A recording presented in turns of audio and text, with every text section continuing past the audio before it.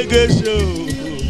Ìdọ́tè mi gbọ́ ẹ máa wo Bísí Ológe nínú Instagram nínú gbogbo YouTube wọn pé méjì mo kàn sọ fún yín ni orúkọ mi ni Alhaji Adé Adérelé tí gbogbo yín mọ̀ ní Adé Adérelé a Nollywood group Bísí Ológe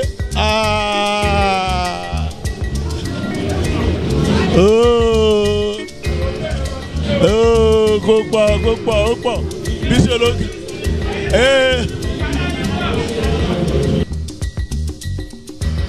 Ẹ̀rẹ̀kẹ́ ní ṣọ́ọ̀bù àwọn alájẹjù àtẹ̀rẹ̀kẹ́ ní ṣọ́ọ̀bù mọ́jọ wà ní. Ọjọ́ ilẹ̀ pọ̀ ní. Ọ̀nàdìbò Báyọ̀ Adébáyọ̀ Ọláṣojú gbogbo ìsọ̀lọ̀ LCDA ọmọ Àyìndé tó ń ṣe dáadáa. Tó ń ṣe nọ́mà.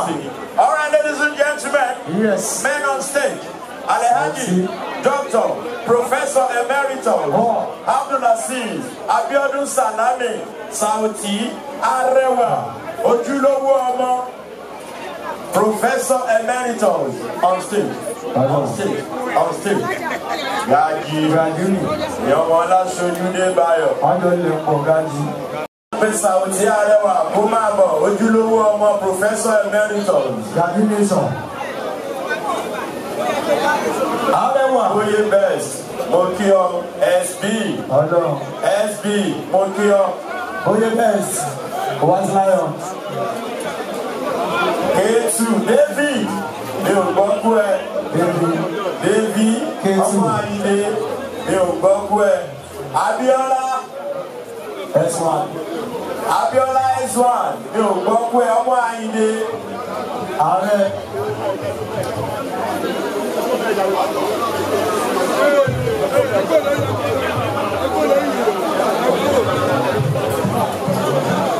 Kọ́ládé ọmọ Ọ̀nànúgà.